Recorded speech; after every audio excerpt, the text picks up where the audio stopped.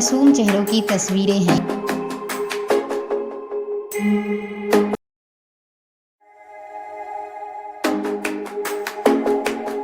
चेहरे से यकीन नहीं होता कि ये कितनी गंदी हरकतें कर सकते हैं। पर इन पर आरोप है कि इन्होंने एक युवती के साथ कई बार दुष्कर्म किए। आरोपों की माने तो 2016 से इन दो लोगों ने झांसा देकर महिला से कई बार शारीरिक संबंध बनाए, गंदी वीडियो बनाकर वायरल करने की धमकी दी। कि मैं आपको राज्य महिला आयोग बिहार में मेंबर बना दूंगा राज्य महिला आयोग का। इसके बाद उन्होंने अपने रूम पे बुला करके रूम लॉक किया और गन पॉइंट पे मेरे साथ रेप किया। मैं उसके झांसे में आ गई। अब ये मेरी गलती समझिए उस समय या डर समझिए उसका, क्योंकि वो धमका भी रहा था कि मैं आरजेडी का सिटिंग एमएलए हूँ, मैं मरवा भी सकता हूँ अगर तुम मेरी बात नहीं मानी तो। मैं कह रहा हूँ कि मैं तुमसे शादी करूँगा तो तुम्हें मुझसे भरोसा करना चाहिए हो।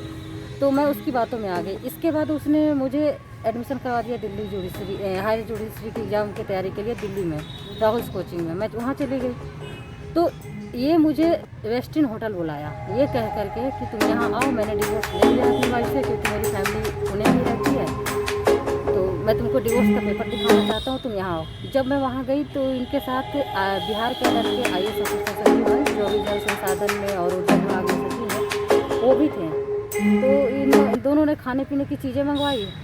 उसमें जो भी नशीली पदार्थ मिलाया होगा मुझे खाने पीने के बाद कुछ होश नहीं रहा, लेकिन इन दोनों के साथ मेरी गंदी वीडियो थी जो गुलाब ने मुझे दिखाते हुए बोला कि अगर आइंदा तुम मेरे पर प्रेशर बनाई शादी करने का तो मैं ये वीडियो वायरल करूँगा और इसका पोस्टर बनवा के जगह जगह टंगवा दूँगा, तुम्हारी इज्जत की धज्जियाँ उड़ा दूँगा। इसलिए तुमको जितना बोलता हूँ जैसे बोलता हूँ वैसे ही करना होगा। अगर मेरी बात नहीं मानी तो अंजाम बहुत बुरा होगा।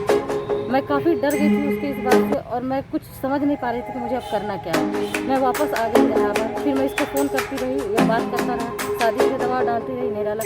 इसके बाद उस वीडियो से मुझे बार बार ब्लैकमेल किया कि मैं फलाने होटल में हूँ, तुम यहाँ आओ। जैसे कि मैंने अपने पहले भी वीडियो में नाम लिया 2-3 होटलों का, क्योंकि वो नाम मुझे याद है इसलिए मैंने लिया है। इसके अलावा भी कई होटल हैं जिनका नाम मुझे याद नहीं है अभी। तो इसी बीच में प्रेग्नेंट हो गई। जब मैं प्रेग्नेंट हुई तो दोनों का प्रेशर आया मेरे ऊपर, दोनों का फ़ोन आने लगा तो ये नहीं हो अबॉर्शन कराओ, अबॉर्शन नहीं कराओगी तो जान से मार देंगे।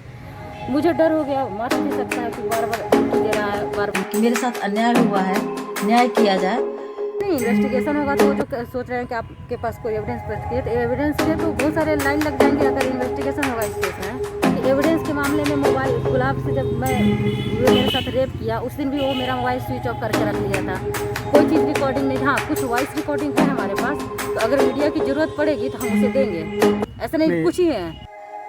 जब चोर चोर मौसेरे भाई हुआ करते थे, यहाँ बलात्कारी सगे भाई बैठे हैं। हम बलात्कार करें तो तुम सपोर्ट करना, तुम बलात्कार करना तो हम सपोर्ट। और ये दोनों हमारे साथ फिजिकल रिलेशन बना रहे हैं बारी बारी से। और मेरा उस वीडियो में आप देखेंगे तो सिचुएशन से ही पता चल जाएगा कि लड़की होश में नहीं है। मेरा नाम गायत्री यादव है।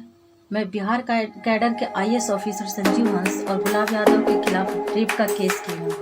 दानापुर सिविल कोर्ट से ACJ 1 ने ऑर्डर कर दिया है कि इनके मामलों को सुना जाए और FIR जल्द से जल्द दर्ज हो, और वो लेटर SSP को सेंड हो गया है। लेकिन अभी भी मेरे पास फिर SSP ऑफिस से भी कोई कॉल नहीं आया है। मैं सिर्फ न्याय चाह रही हूँ। मैं चाह रही हूँ कि मेरे बच्चे को पिता का नाम मिले, उसका सबसे पहले उसका DNA टेस्ट कराया जाए, वो किसका बेटा हो ये कंफर्म हो। मैं उसकी माँ हूँ, एक माँ को भी जानने का हक है, ये उस बच्चे को भी जानने का हक है उसका पिता कौन है।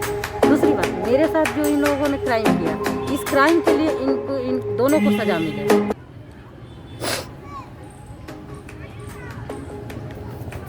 गुलाब यादव के अकॉर्डिंग मैंने तो कहा नहीं कि उसने कहा, मैंने सुना, वो मैं बता रही हूँ। अब उसने हो सकता है अपने आप को बचाने के लिए बोला हो कि वो फैमिली प्लानिंग करवा रखा हो, मुझे क्या मालूम। वो तो बोला, मैं सुन ली, इसलिए तो मैं दोनों पे क्लेम की हूँ, दोनों का करवाया जाए। अपने बचाव में खुद को बचाने के लिए अगले को इंसान फंसा देगा तो वह कह सकता है कि मैं फैमिली प्लानिंग करवा लूँ ताकि मेरा नाम ना ले। अब पीड़िता एक बच्चे की मां बन चुकी है, पर बच्चे का बाप कौन? अब अपने बेटे को बाप का नाम दिलाने की लड़ाई लड़ रही है। मामला कोर्ट में भी जा चुका है। FIR दर्ज नहीं हो रही है। सुशासन की यही तस्वीर है। एक IAS अधिकारी और एक पूर्व विधायक पर आरोप है, पर आरोपियों ने अभी तक कोई जवाब नहीं दिया है। पीड़िता दर दर भटक रही है। सियासी दरवाजों पर जाकर भी देख लिया, कोई खास सफलता नहीं मिली। पर न्याय की उम्मीद में इलाहाबाद से पटना आकर गायत्री अब तक डटी हुई है। अब देखना है गायत्री इस जंग को कैसे जीत पाती है। उनकी बातों में कितना दम है, आरोपों को वह किस तरह साबित करती है और दोनों आरोपी खुद को कैसे निर्दोष साबित कर पाते हैं।